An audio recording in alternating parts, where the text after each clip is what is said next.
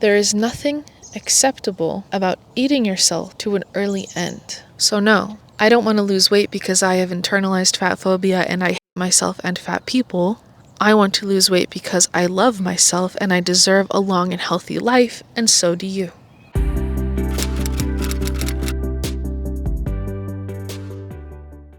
Today I really wanted to talk about Gabriella Lascano and her New York Times interview.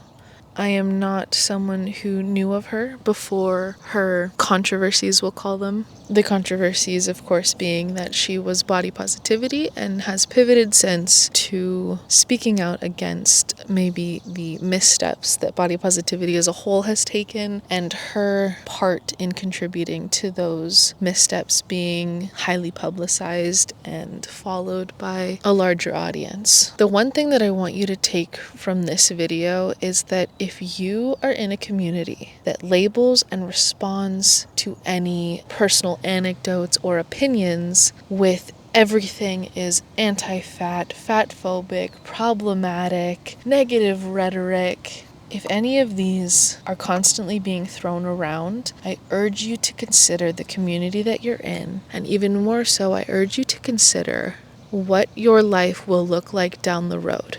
What kind of future will you have when these are the voices that you are listening to? When the responses to everything, good or bad, is always overtly negative. It is always an us, the fat acceptance, body positivity, the correct opinion. It is always us versus them, everyone else whose opinion I don't like or agree with, that is wrong. Please consider that for a moment, because this group that you're in does not have your best interest at heart. And that's coming from someone who is classified as a super fat currently, and I know what it's like to be obese and to see obesity run rampant through my family and to see where obesity leads at the end of the day. It is not a pretty sight to see somebody lose their health, their well-being, their mobility, their quality of life for the addiction that is food and the that is remaining the same despite all information to the contrary. So if anything, please just think about that for yourself. And if you want to have a larger discussion, I will always read the comments and I'm happy to talk to you about anything. I just really want to reach the right audience, because these people in larger bodies who claim to be champions of fat acceptance, body positivity, I don't think that their message is appropriate. I don't think it should be spread. I don't think you should be listening to it, because it will be a net negative in your life.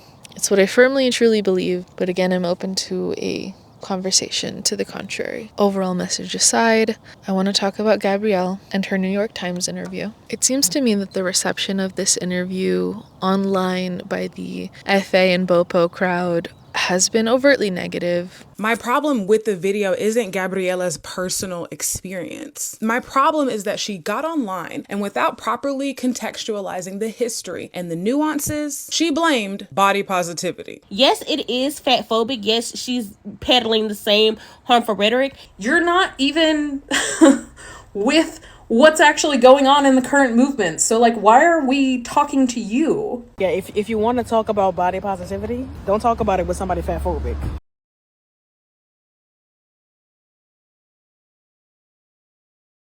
And I'll probably play a few clips of the opinions that this crowd has and the responses to the New York Times interview with Gabrielle.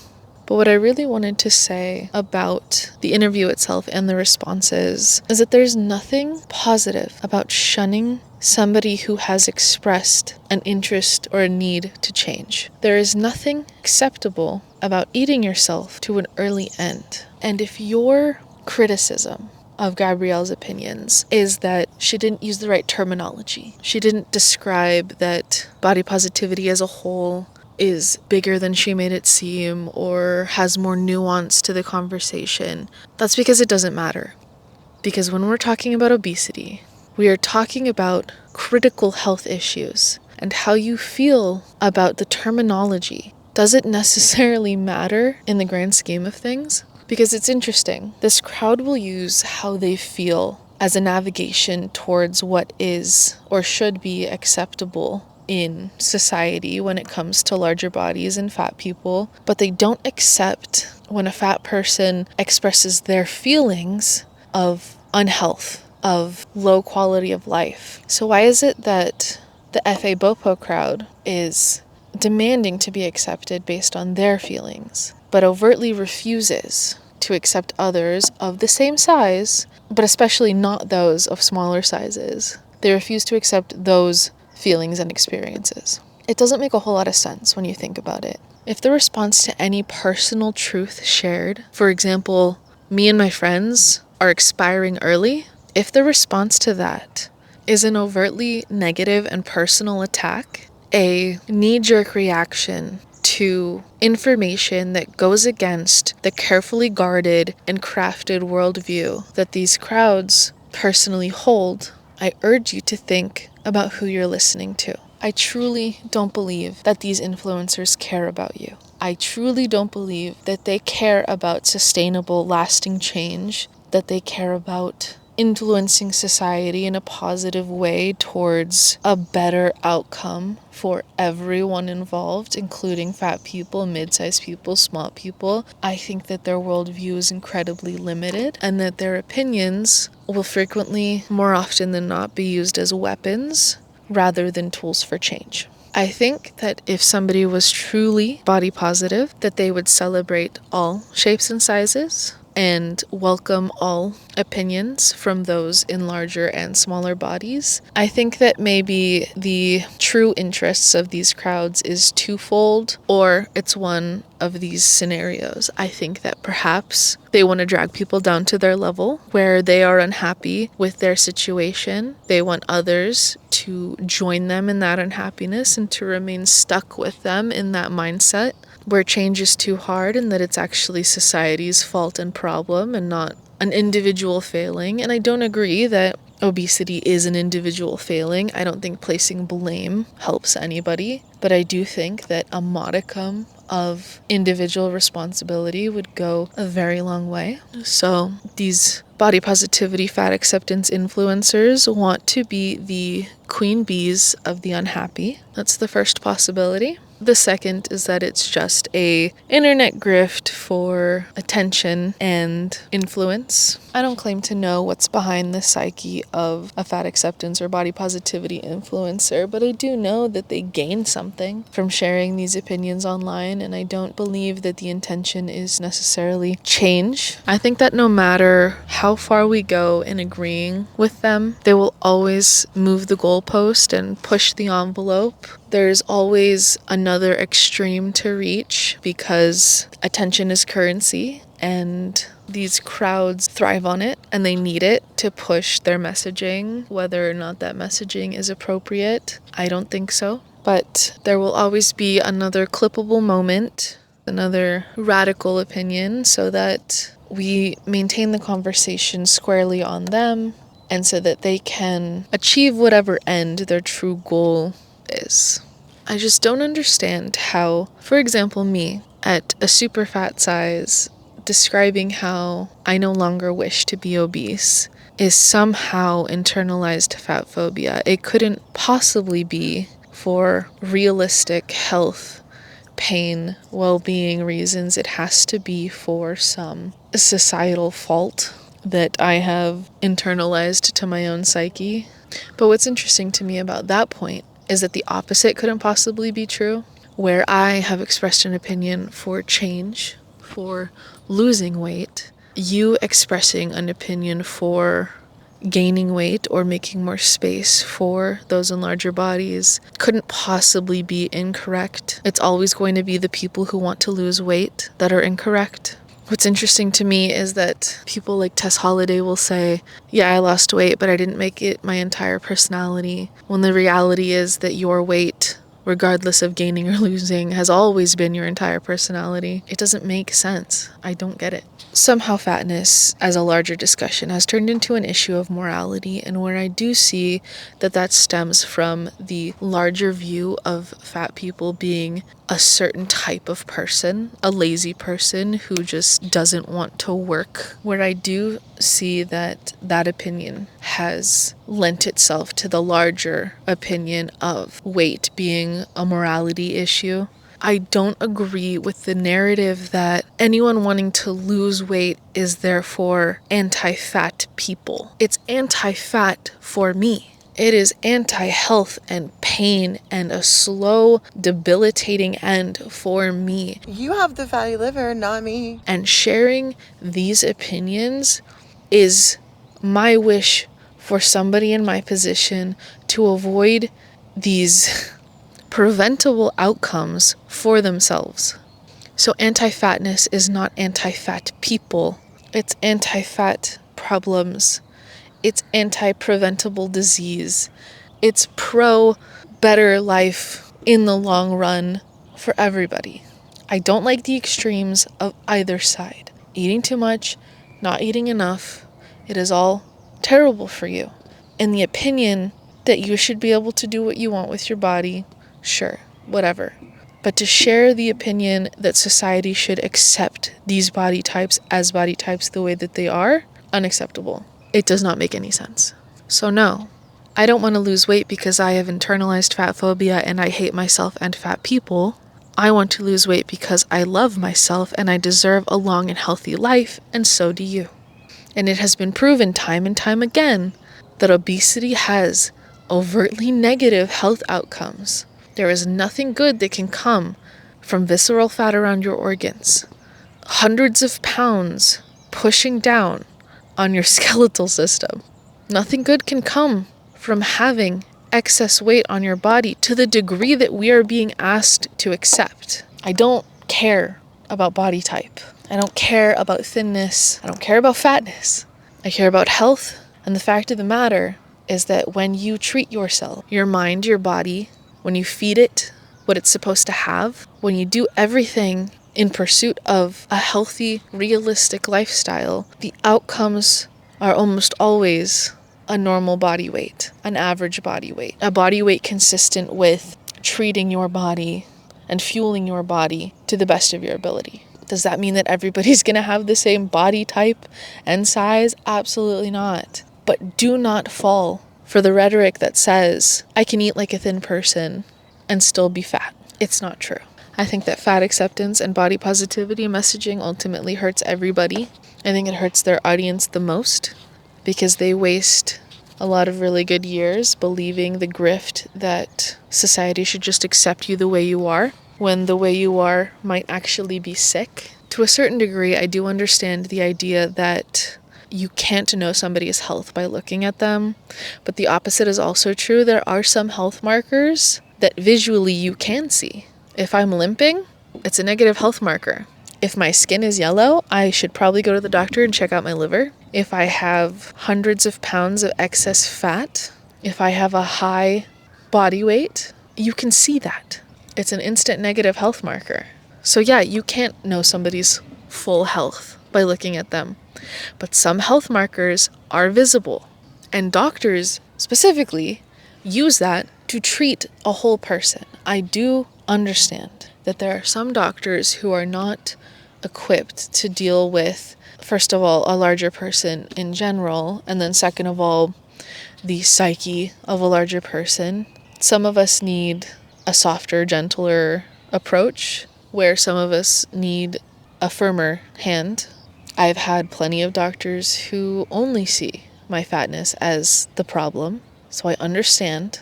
But I've also had doctors who treat the whole self and not just the one symptom that is my fat. But let's be honest, my fat is a symptom.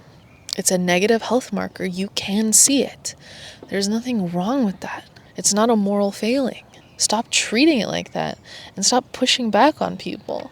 Listen, if you're fighting jerks online, that's different. But do not go to your doctor treating them the same way that you would an asshole on Twitter, okay? To be healthy, at least by one definition, is to be classified as being without disease.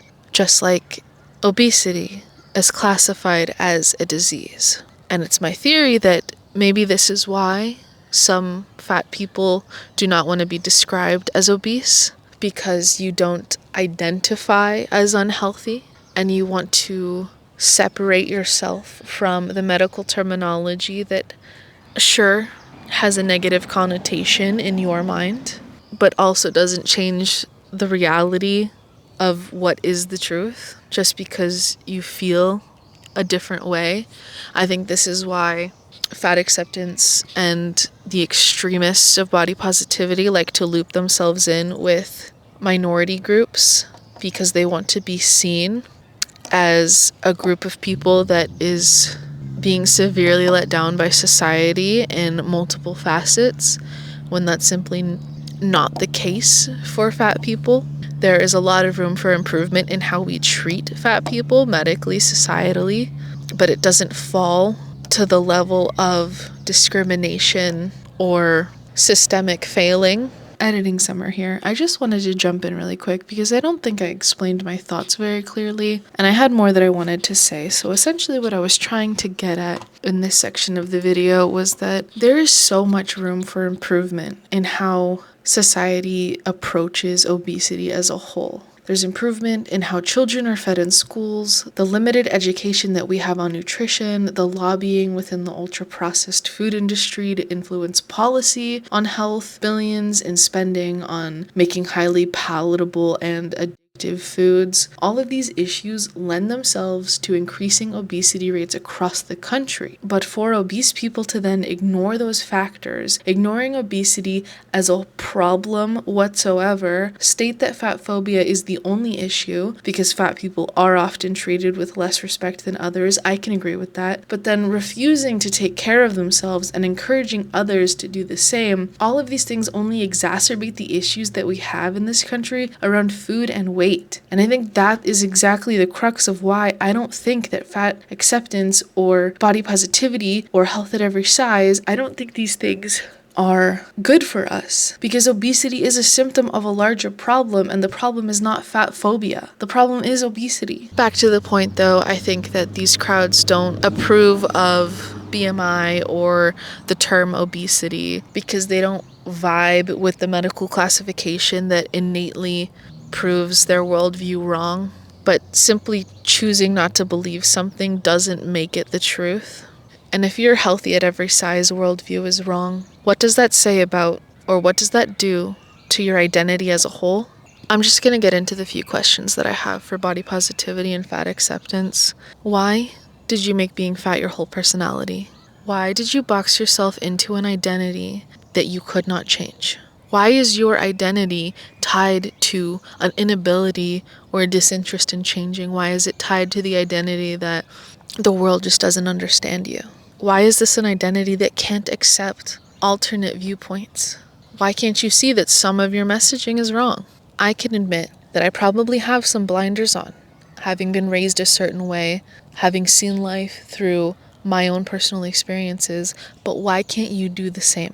Is it because admitting you're wrong shatters the whole illusion that you have everything figured out and that your very strong beliefs maybe don't have the support behind them that you thought they did or that you presented them to have? Can you agree that people who are obese or fat have an increased risk of negative health outcomes without waving it away as junk research? Just so we're clear, that New York Times opinion piece about body positivity, waste of time. Lazy research, a very poor, unnuanced take. Yeah, if you want to talk about body positivity, don't talk about it with somebody fatphobic who doesn't even understand what body positivity is. And furthermore, if you're going to include research, make sure you have both the proper analytical and critical thinking skills to discuss said research. So, can you actually acknowledge what's being said, and can you interact with the messaging? Can you actually prove the alternative without going for the easy TikTok win that doesn't actually say anything but sounds really good to a group of followers who don't expect you to think any deeper than to make a quippy remark, an easy dig, without actually proving anything? Can you accept the questions that I'm asking? Can you interact with the information that I'm asking for from someone who is probably currently fatter than you? I would venture to guess that I am at the larger end of the fat acceptance body positivity crowd's fattest members. I can go toe-to-toe with them on the scale, but will they hear me? And if they are unwilling to hear me, will their audience hear me? Because I am one of you. I am not somebody who has been thin my entire life. I have been fat my entire life since I was 8 years old. I have been fat. I have had extra weight. I have been classified as every fat term under the sun, both from assholes on the playground and from doctors in their offices. I have never known what it's like to not be fat. Can you accept that maybe I understand what it's like to live in a larger body the way that you do? And can you accept that maybe this doesn't have to be the way things are? You don't have to accept that this is your life if you don't want to. If you really do want to, that's fine. But I urge you to stop fighting against the world because these viewpoints are inherently negative. Yeah, it's easy to go for the dig of all these dumb fat people, but that's not what I'm here doing. I am one of you, and I'm telling you to open your perspective a little bit more, broaden it a little bit. And I'm willing to hear your side out too. I just don't agree with the messaging that there's currently out there. I hope that makes sense, and I hope you don't feel attacked because that's not what I'm trying to do. As a super fat, I am the community that these communities are fighting so hard for, so why is my opinion less relevant than theirs? Why is what I'm saying wrong? Why can it be waved away as anti-fat rhetoric, as internalized fat phobia? I've been talking for a very long time, so I'm going to wrap this up. Obesity is a medical classification for a chronic disease that is preventable, manageable, and reversible. Obesity is something that prevents people from living full and healthy lives, and sometimes it prevents people from living at all. I'm here if you want to talk. I don't want to see you go down the same path that I have seen so many of my friends, my family members, and myself go down. If it's hard to leave that community, it's because they make it hard. That you are more than welcome to join me here. I'm not going anywhere. It may take me a while to upload because I have a full-time job, but I'm not going anywhere. That's all I have for now. Thank you so much for spending your time with me. I really appreciate it. Your time is valuable and you spent it with me. And I couldn't be more grateful. Please subscribe if you would like to join me on my side of the internet where we are a little more accepting of people from all backgrounds. Goodbye for now, and I will see you in the next one. Bye! That was a B. Very scary. So catch me if I fall.